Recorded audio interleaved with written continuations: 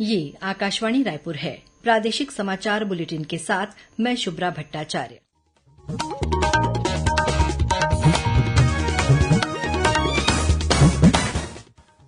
और पेश है आज के मुख्य समाचार। केंद्र सरकार ने सर्वोच्च न्यायालय को बताया है कि नीट परीक्षा में शामिल 1563 विद्यार्थियों को अतिरिक्त अंक देने के फैसले को रद्द कर दिया गया है। विधानसभा अध्यक्ष डॉक्टर रमन सिंह ने कहा कि राज्य विधानसभा का मानसून सत्र 22 जुलाई से शुरू हो सकता है। प्रदेश में 16 जून से 15 अगस्त तक मछली पकड़ने पर प्रतिबंध रहेगा। और कांग्रेस ने कहा कि राज्य में बिजली कटौती को लेकर आंदोलन करेगी।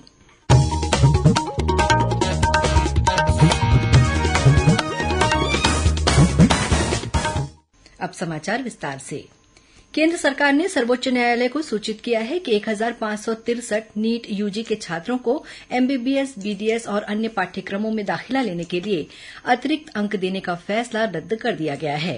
न्यायाधीश न्यायमूर्ति विक्रमनाथ और संदीप मेहता की पीठ को केंद्र और राष्ट्रीय परीक्षा एजेंसी ने बताया कि जिन विद्यार्थियों को अतिरिक्त अंक मिले थे उनके पास 23 जून को दोबारा परीक्षा देने का विकल्प रहेगा।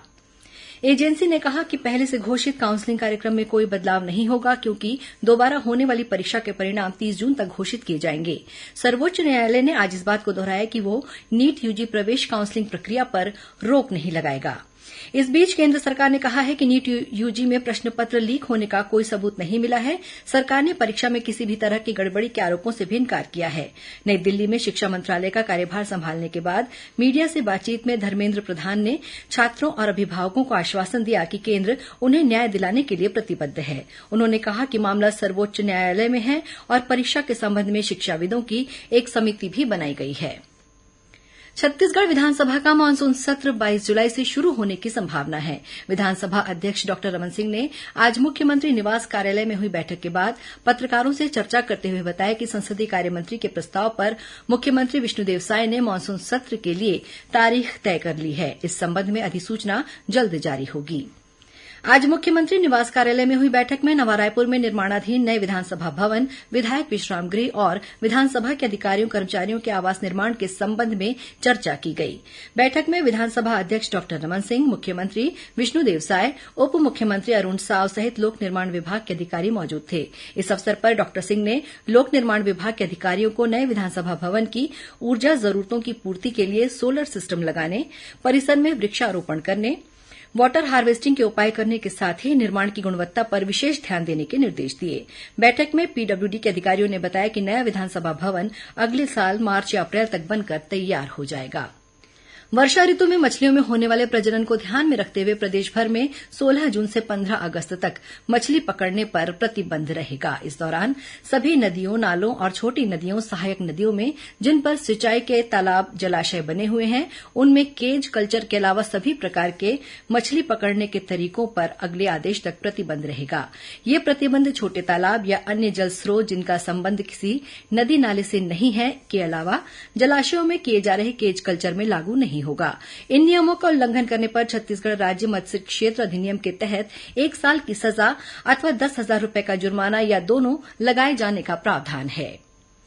प्रदेश में कथित चावल घोटाला मामले में प्रवर्तन निदेशालय ईडी ने आज राजनांदगांव शहर के एक अनाज कारोबारी मनोज अग्रवाल के घर पर छापा मारा। वे जिला राइस मिल एसोसिएशन के कोषाध्यक्ष हैं।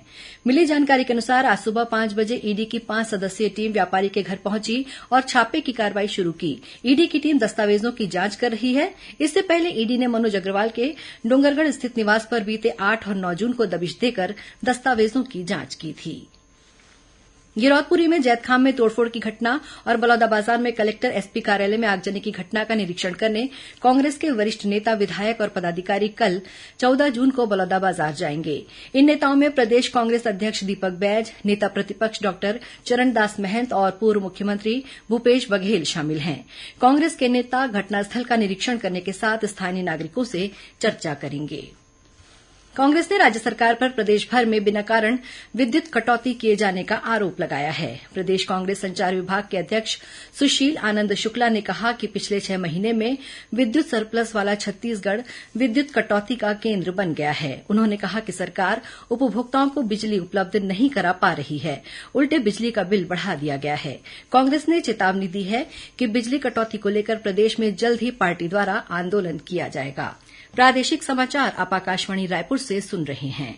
छत्तीसगढ़ की खबरों से है आपका वास्ता और खबरों की विश्वसनीयता से है हमारा वास्ता। आकाशवाणी समाचार रायपुर के प्रादेशिक समाचार बुलेटिन के साथ ही हमारे समसामयिक कार्यक्रम आप रेडियो के अलावा अपने मोबाइल पर भी सुन सकते हैं। आकाशवाणी समाचार फेसबुक, ट्विटर और यूट्यूब पर भी उपलब्ध है। हमारा Facebook page Chhattisgarh news on AIR, Twitter handle CGAIR news और हमारा यूट्यूब चैनल है छत्तीसगढ़ AIR न्यूज।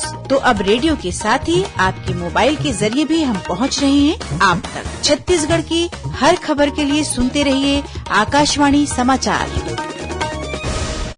और अब आगे बढ़ते हैं बाकी के समाचारों की ओर। रायपुर के इंदिरा गांधी कृषि विश्वविद्यालय में 3 दिवसीय राष्ट्रीय आम महोत्सव का आयोजन किया जा रहा है। उद्यानिकी और प्रक्षेत्र वानिकी छत्तीसगढ़ शासन और प्रकृति की ओर सोसायटी के संयुक्त तत्वाधान में आयोजित इस आम महोत्सव का कल कृषि मंत्री रामविचार नेताम ने शुभारंभ किया। इसमें छत्तीसगढ़ सहित देश के विभिन्न राज्यों के आम उत्पादक शामिल हो रहे हैं। इस अवसर पर कृषि मंत्री ने कहा कि छत्तीसगढ़ की मिट्टी और जलवायु सभी प्रकार के फसलों के उत्पादन के लिए उपयुक्त है। छत्तीसगढ़ के विभिन्न जिलों में अन्य फसलों के साथ ही किसान आम के विभिन्न किस्मों की खेती भी कर रहे हैं। उन्होंने विशेष रूप से बीजापुर के मूल किस्म हाथी झूल की तारीफ करते हुए कहा कि आम की इस किस्म का एक फल 3 से 4 किलो वजन का होता है। उन्होंने संचालक उद्यानिकी को निर्देश दिए कि हाथी झूल किस्म के उत्पादन को बीजापुर के अलावा अन्य जिलों में भी बढ़ावा दिया जाए। समारोह की अध्यक्षता करते हुए कृषि विश्वविद्यालय के कुलपति डॉ गिरीश चंदेल ने कहा कि इस आम महोत्सव में छत्तीसगढ़ सहित देश के विभिन्न राज्यों की 327 किस्म के आमों का प्रदर्शन किया जा रहा है। इसके साथ ही कृषि विश्वविद्यालय के वैज्ञानिकों और छात्रों द्वारा निर्मित आम के 56 व्यंजनों का प्रदर्शन भी किया जा रहा है। भारतीय प्रबंध संस्थान IIM रायपुर ने नौसेना के अधिकारियों के लिए वैश्विक आपूर्ति श्रृंखला प्रबंधन पर 6 महीने के प्रमाण पत्र कार्यक्रम का आयोजन किया। इस कार्यक्रम को रक्षा मंत्रालय के सहयोग से आयोजित किया गया। इस कार्यक्रम के पहले बैच में 30 नौसेना अधिकारी शामिल हुए। इसका उद्देश्य आपूर्ति श्रृंखला प्रबंधन में समकालीन और उभरती वैश्विक प्रथाओं से परिचित कराना था। छत्तीसगढ़ राज्य ओपन स्कूल द्वारा आयोजित हाईस्कूल और हायर सेकेंडरी की मुख्य तथा अवसर परीक्षा अब वर्ष में 3 बार आयोजित होगी। प्रथम परीक्षा अप्रैल महीने में, द्वितीय परीक्षा अगस्त में और तृतीय परीक्षा नवंबर में ली जाएगी। इसी वर्ष अप्रैल महीने में आयोजित परीक्षा की भांति द्वितीय परीक्षा और तृतीय परीक्षा में सामान्य, क्रेडिट, RTD और अवसर के परीक्षार्थी नियमानुसार शामिल हो सकते हैं। ओपन स्कूल के अधिकारियों ने बताया कि अगस्त में आयोजित होने वाली परीक्षा के लिए सामान्य शुल्क के साथ प्रवेश की अंतिम तिथि 30 जून निर्धारित की गई है।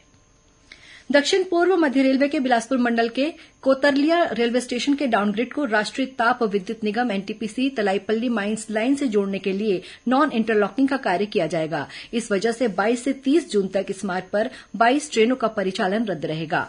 इनमें Raigarh Bilaspur Raigarh MEMU passenger special, Tatanagar Bilaspur Tatanagar express, Santragachi Jabalpur Santragachi express और बिलासपुर पटना बिलासपुर एक्सप्रेस ट्रेनें शामिल हैं। वहीं योगनगरी ऋषिकेश पुरी उत्कल एक्सप्रेस और दुर्ग आरा साउथ बिहार एक्सप्रेस देरी से रवाना होंगी। इसके अलावा 6 ट्रेनों को परिवर्तित मार्ग से चलाया जाएगा। कल विश्व रक्तदान दिवस है। इस अवसर पर मुख्यमंत्री विष्णुदेव साय ने युवाओं से रक्तदान कर लोगों का जीवन बचाने की अपील की है। उन्होंने कहा कि हर साल 14 जून को विश्व स्वास्थ्य संगठन सहित पूरी दुनिया रक्तदान को बढ़ावा देने और रक्तदान के प्रति जागरूकता बढ़ाने के उद्देश्य से विश्व रक्तदान दिवस मनाती है। राज्य सरकार के सामान्य प्रशासन विभाग ने सभी विभाग के विभाग अध्यक्षों, संभागीय आयुक्त और कलेक्टरों को अखिल भारतीय सेवाओं के सदस्यों को बीते 1 जनवरी से पुनरीक्षित दरों पर 50% महंगाई भत्ते का भुगतान करने के निर्देश दिए हैं। गौरतलब है कि केंद्र सरकार के कर्मचारियों को भारत सरकार के वित्त मंत्रालय द्वारा 1 जनवरी से 46 से 50% महंगाई भत्ता स्वीकृत किया गया है। और अब पेश है मौसम का हाल। प्रदेश में कल 1-2 स्थानों पर हल्की वर्षा होने अथवा गरज चमक के साथ छींटे पड़ने की संभावना है।